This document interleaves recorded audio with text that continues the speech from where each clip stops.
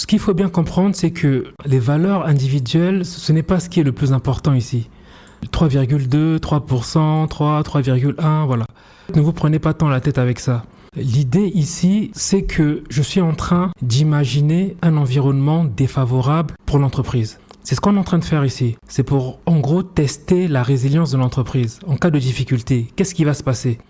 Pour le scénario de base, je vous ai expliqué que ça doit suivre les données historiques. Maintenant, pour le scénario pessimiste, l'idée générale est la suivante. Ce qu'on veut, c'est observer une baisse de chiffre d'affaires durant les 2 premières années des projections, par exemple à la suite d'une mauvaise décision managériale, puis une reprise progressive permettant à l'entreprise d'atteindre, lors de la dernière année des prévisions, le niveau de chiffre d'affaires de la dernière année historique.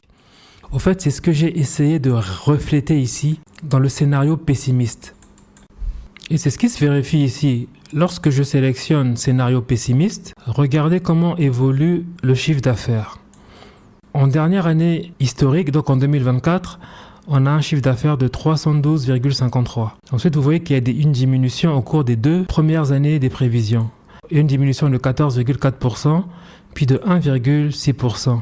Et là, vous voyez que ça repart à la hausse jusqu'à atteindre 313,81%, qui est à peu près égal à la valeur observée au cours de la dernière année historique.